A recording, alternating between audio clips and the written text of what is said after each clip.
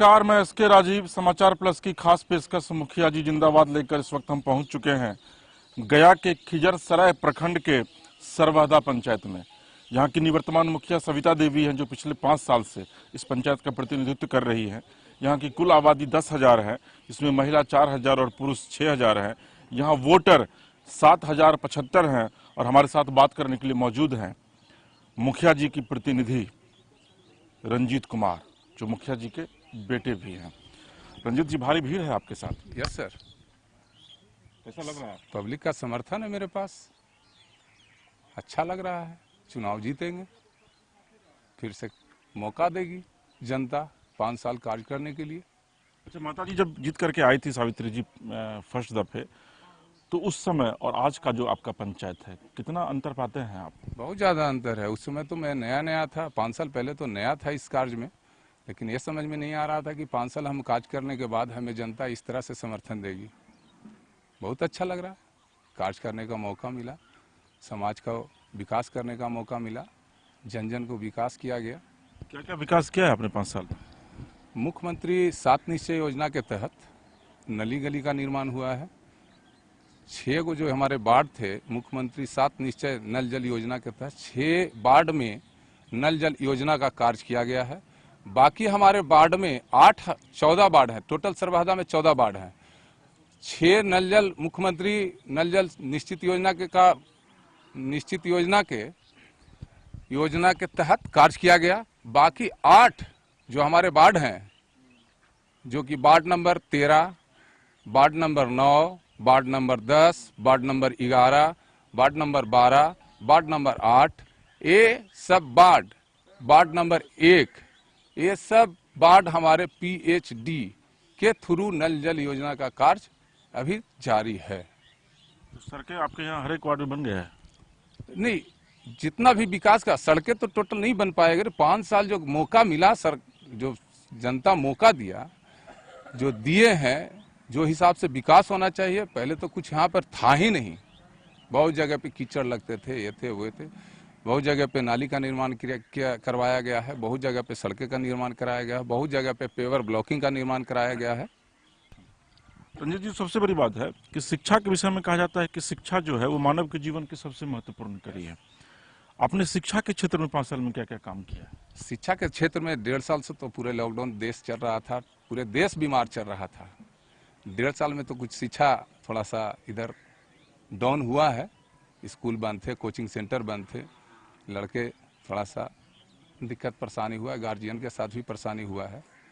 अब जब स्कूल खुला है, धीरे धीरे इसका विकास होगा। क्योंकि जो गरीब हैं उनके बच्चे तो सरकारी विद्यालय में ही पढ़ते हैं, तो उनके लिए कुछ करना चाहिए। आज भी सरकारी विद्यालय में गरीब गुरबा के बच्चे जाते हैं पढ़ने के लिए। फ्री किताब है, फ्री पोशाक है, फ्री साइकिल है, ये सब उपलब्धता है सरकार के थ्रू। लेकिन जो मध्यम वर्ग हैं, बड़े लोग हैं, ये लोग सरकारी स्कूल में अपने बच्चों को पढ़ाना पसंद नहीं करते हैं। हम लोग के कथन प्रयास से भी वो वहाँ जाना पसंद नहीं करते हैं। गरीब बच्चों के लिए कुछ किया है आपने? किया है, बहुत सारे स्कूल में फ्री एडमिशन करवाया हूँ।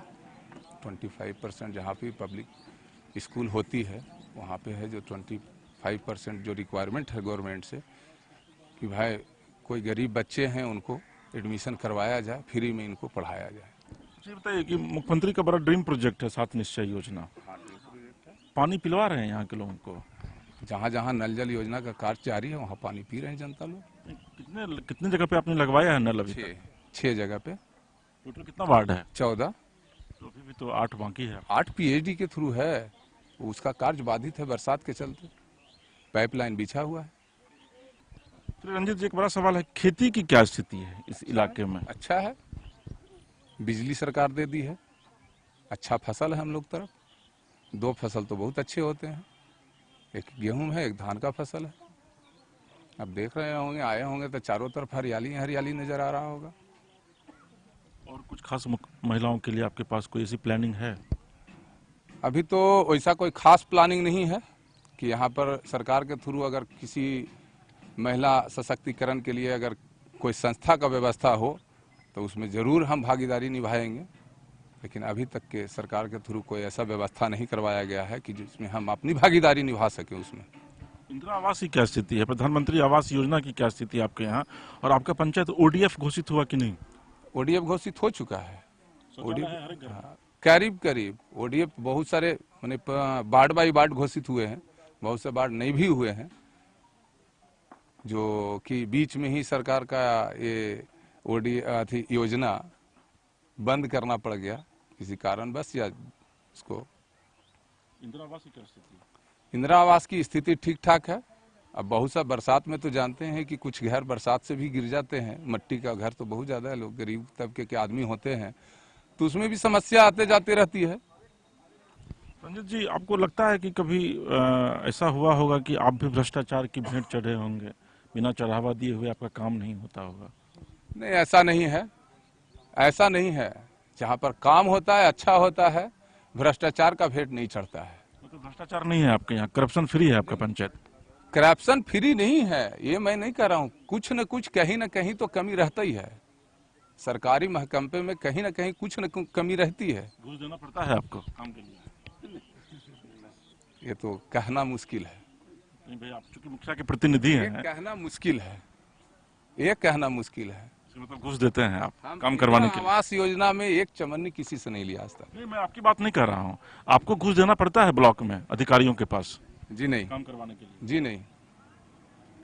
एक जो सबसे बड़ा सवाल है कि कई राजनीतिक दल हैं रंजित जी, किस राजनीतिक दल से आप प्रभावित हैं? हाँ, यहाँ पर तो बीजेपी है, जदयू है, आरजेडी है, सारे लोग से प्रभावित रहते हैं चूंकि हम क्षेत्रीय हैं भाई, हम तो ऊपर का पॉलिटिक्स करते नहीं है। नहीं, आप तो पूरा राजनीति वाली बात कर रहे हैं। ये तो राजनेता ही कहता है कि नहीं भाई हम सबसे प्रभावित हैं। है नहीं, यहाँ पर हम लोकल हैं भाई, हम लोकल हैं, हमारे जनता लोकल हैं। कोई आरजेडी में रहना पसंद करते हैं, कोई जदयू में पसंद करते हैं, कोई लोजपा में पसंद करते हैं, तो हमें तो भाई सबको देखना पड़ेगा। चलिए रंजीत जी, एक बड़ा सवाल यह है कि इस बार जनता आप ही को वोट क्यों दे, क्योंकि आपके खिलाफ में भी कई लोग उम्मीदवार खड़े होंगे। हाँ, कहीं कहीं ऐसा भी है कि मेरे विरोध भी हैं। जब एक घर का परिवार सुख नहीं रह सकते हैं, खुशी नहीं रह सकते हैं, हम तो इतना बड़ा पंचायत चला रहे हैं, तो कुछ नाराजगी रहता है। किन्हीं को स्पेशल इंदिरा आवास के लिए चाहिए, किन्हीं को गल्ला का रिक्वायरमेंट है, तो ये सब स्थितियां है।